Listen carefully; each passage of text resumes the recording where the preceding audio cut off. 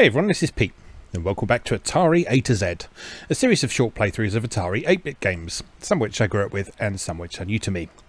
My ankle is still injured, unfortunately, so we're going straight into gameplay and facecam footage rather than me talking to camera upstairs, because it still hurts a fair bit to go up and downstairs, so I'm trying to minimise doing that as much as possible. I am healing, I am mending. I managed to make it out to Sainsbury's today to go and get some donuts. So that's progress at least. But yeah, for the next couple of episodes of each of the main series on this channel, we'll likely be taking this structure. I hope nobody minds too much. Anyway, today we are looking at Crystal Raider, which was a 1986 release from Mastertronic, designed by Matthew Trimby. There's not a ton of information about this out there in terms of where it came from, who Matthew Trimby was, and the development process of it, but this does seem to be quite a popular game both among today's Atari enthusiasts and the audience back at the time as well. I mean, to give you an idea of this, Atari User magazine actually put out a full walkthrough and map of this a full 2 years after it was originally released, so suggesting that it managed to remain relevant for that long. As with most Mastertronic releases, it was a budget price release on cassette, so it was very affordable. So it's the sort of game that a lot of people would have probably just picked up with pocket money on a whim. And so I suspect this probably sold quite well, which is why it remains relevant and popular. I've never actually come across this before though, so I'm intrigued to check it out after someone mentioned it in the comments the other week. So let's take a look. So to begin with, we have some options for day and night, solo or duel, and start to begin. So let's start with day and solo. Duel is presumably a two-player mode, which we won't be able to test today, but we might just see what that involves towards the end. But let's go. Okay, so here we are. We are the little dude here. Presumably we can jump with the fire button. Yes. Oh, and it's one of those games where you keep going up in your jump until you either hit the ceiling or release the fire button. So there were a few games that used this approach on the Atari 8-bit. One that I remember quite well is Breath of the Dragon from English Software. That used a very similar approach. It's quite a distinctive approach to control, but it does actually afford you a surprising amount of control over what you're doing. And you seem to have full control in the air in this game as well. So while you're floating up or down, you've got full control over your horizontal position as well. So in many respects this... Oh dear, we're running out of oxygen. Oh dear. Death. Well, that's a good start, isn't it? Alright. Do it again, but better and quicker. There we go, much better. You'll notice the thing that killed you last actually disappears from the screen for that go. That's very similar to some arcade games at the time took that approach. Notably, Atari's Major Havoc is... Whoops! Atari's Major Havoc is one that springs to mind. In fact, Major Havoc had a very similar kind of hold down fire button to jump approach, if I remember correctly. It's been a while since I played that, but... if I remember correctly, that adopted very much the same you jump as long as you hold the button approach.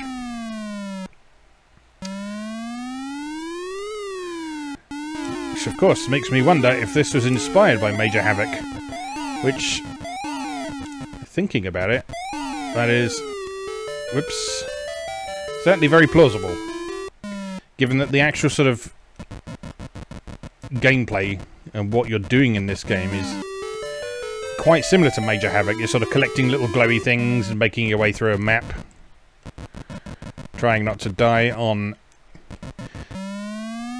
various sprites that are moving in repetitive motions.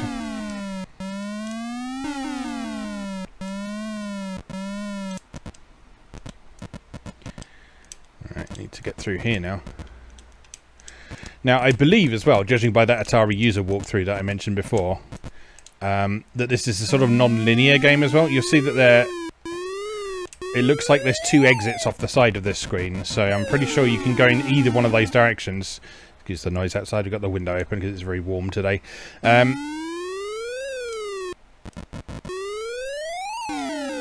So yeah, I believe you can go in either of those directions. So we can go this way. Can we go back? You can go back. Okay. Alright, so not only is this a sort of single screen collect all the stuff platformer, this is also an exploration based platformer. Oh dear.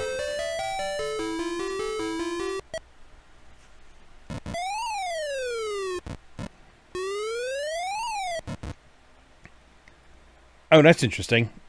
We can't get all the crystals on this screen from where we are. So we're going to have to leave this screen and come back to get the rest of them. Interesting. Oh god, this looks unpleasant. Oh dear. Oh dear me.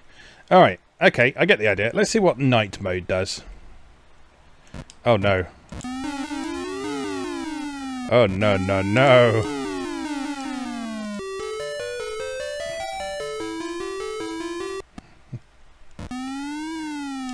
This is not nice. This is not nice at all. Cool effect though, well implemented.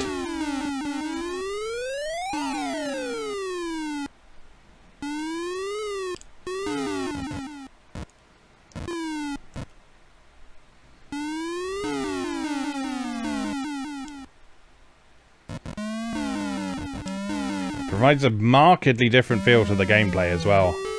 I kind of like it actually. Very much a feel of kind of fumbling around in the dark. I mean, obviously, but...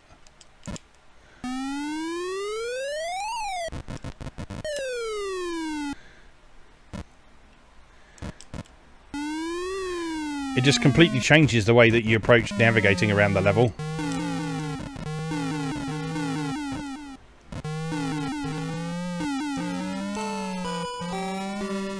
Alright, onward. Oh, this is going to be interesting, isn't it? Oh, at least you can see the disappearing platforms even in the dark. That's good. Whoops.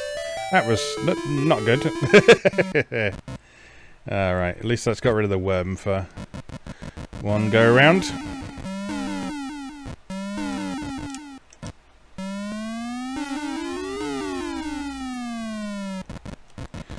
Tell you what. Let's try going this way. Oh dear, I don't like the look of this at all.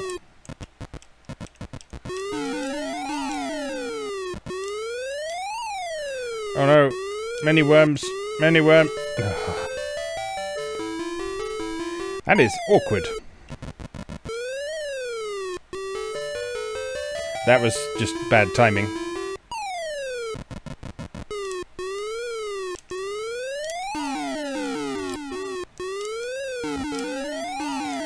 Well, at least it's not all the way across, you have to deal with them.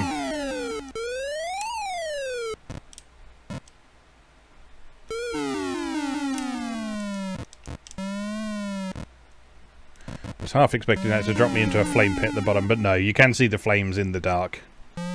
As you would expect. Oh dear. Alright, yes, that's quite enough of that. Let's see what Duel does. I'm pretty sure this is probably just a 2-player mode, but let's just check anyway.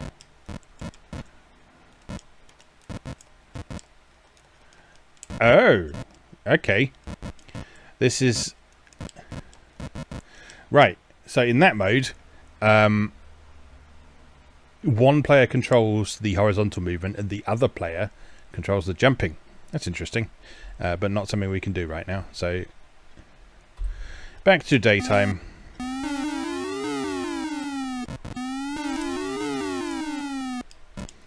That's a very interesting approach to 2-player, actually.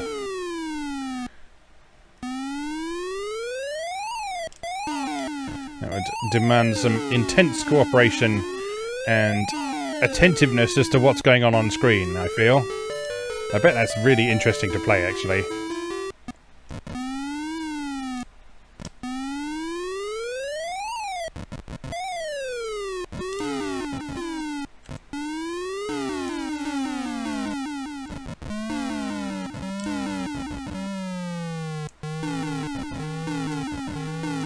Successfully made it down here this time. Without falling into the fire or the worm.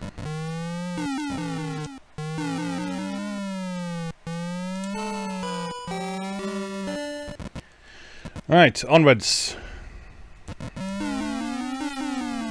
Grabby, grabby.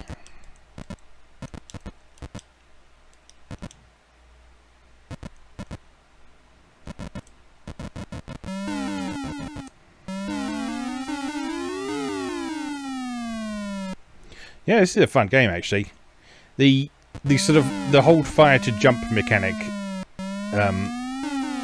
fell out of fashion quite quickly for what are probably obvious reasons, but it actually works really well here. There's a really nice feeling of being in control of what's going on. In some respects, it almost makes it feel like you're playing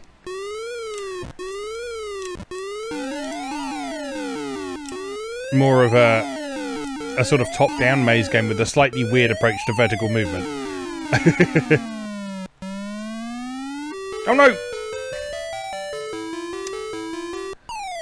Stupid. Very stupid. Uh-oh, that was also very stupid. Right. Carefully. Sensibly.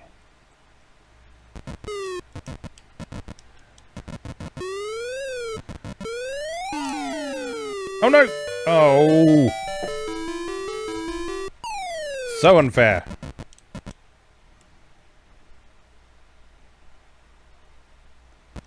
Right.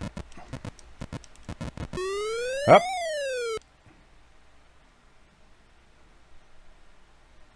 Get out of the way. There we go. Oh, I don't like that.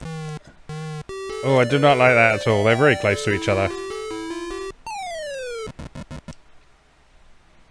This is a tricky screen.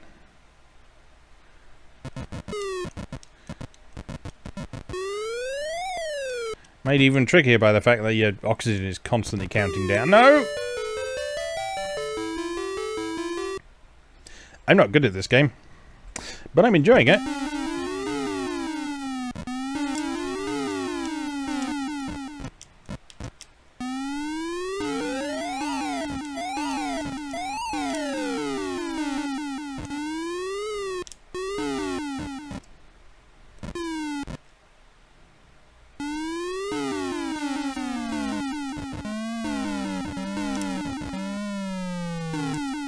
Yeah, I can very much understand why this is so well regarded now. Because, I mean, it's not the prettiest game by any means. Those sound effects get a little bit annoying after a while, but it plays well, and that's the important thing. It's designed nicely. Maybe could have been a slightly gentler difficulty curve at the beginning here. Whoops. But again, nothing unusual for this era of platform game.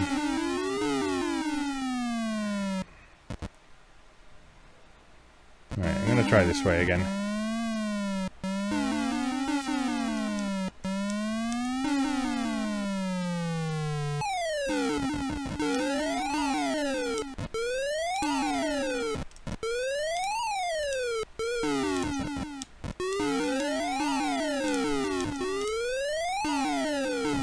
Alright, safely over the worms.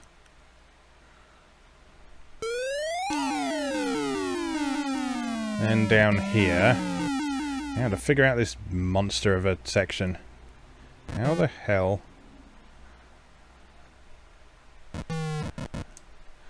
Guess you gotta sneak through and just sort of slip in and grab them like that.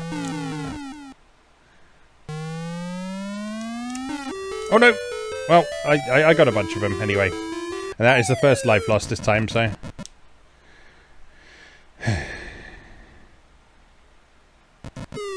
Right.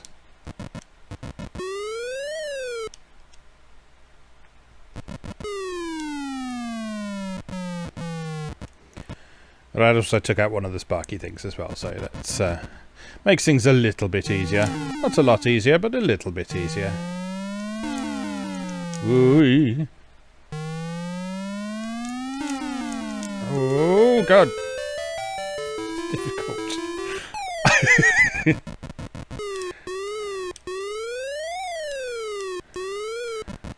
Oh, look at my speedrunning strats there. Beautiful.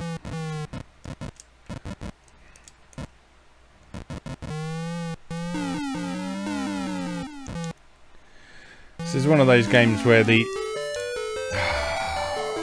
It's one of those games where the size of the on-screen pixels is actually quite helpful because it helps you to judge how much clearance you've got.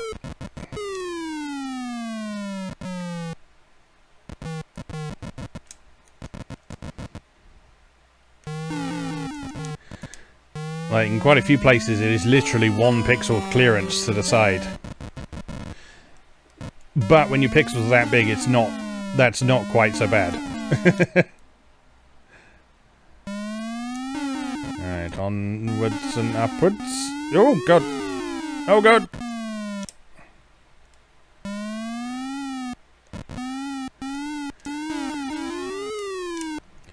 It's tense. It's very tense. Uh-oh. Uh-oh. It's alright, I got this. Alright. Oh, and this is the bottom of that other screen from before, I think, isn't it? Nice. Uh-oh. The coward's way out. You can jump them, that's alright then.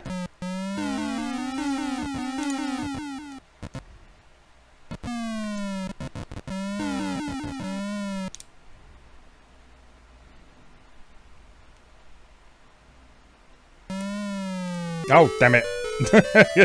I thought it would reappear by the time I came back down again. Alright. Uppy, uppy, uppy. Come on, up here, thank you. Oh no!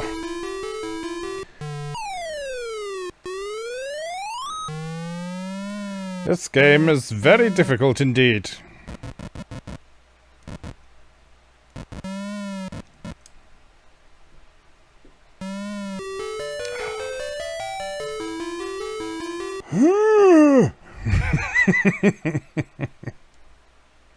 Alright, one more try, and then we'll call that a day. I like this though, this is good.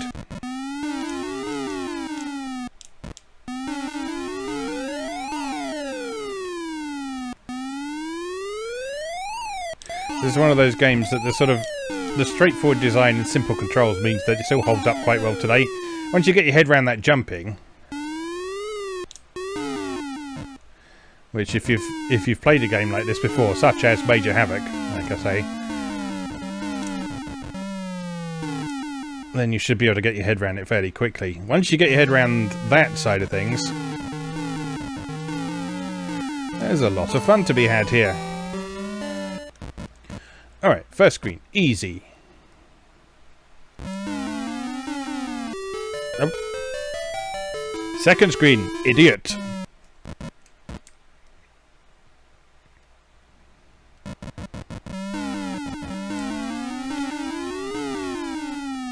Alright, I'm going to go around the top this time for a change.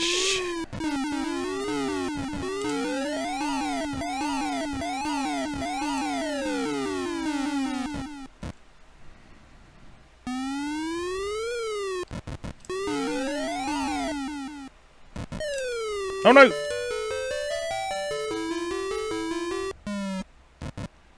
Not sure what happened there.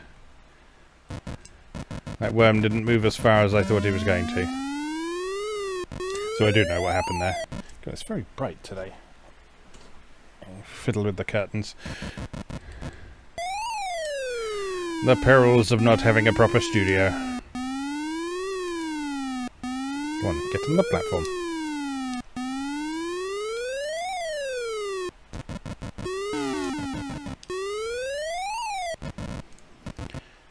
Right, what do we do here? We avoid this worm very carefully.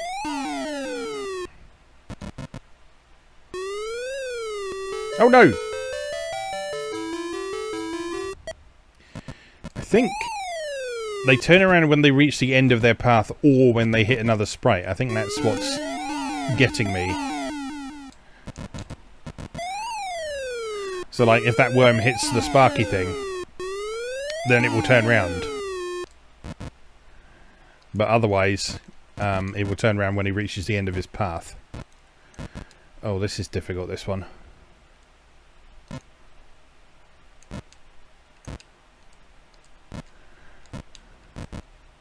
Now, of course, the platform appears and disappears at the most inconvenient possible moment. Now, come on, reappear. How the hell did you reach that? Pixel perfect jumping, of course. Watch this. There we go. Whee!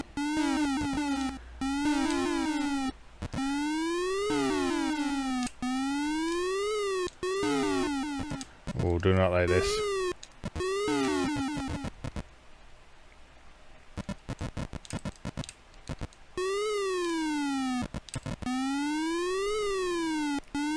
Okay, look at my mad skills now. Look at me now, Dad. My dad doesn't care how good I am at Crystal Raider. He would care how good I am at Flight Simulator 2, as we've previously discussed, but Crystal Raider, no.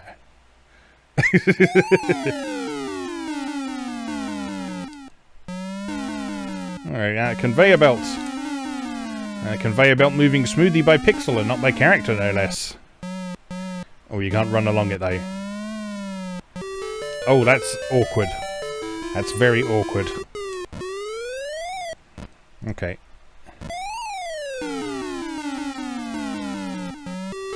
Oh no! That's horrible. Oh, it changes direction as well. Why would you do that?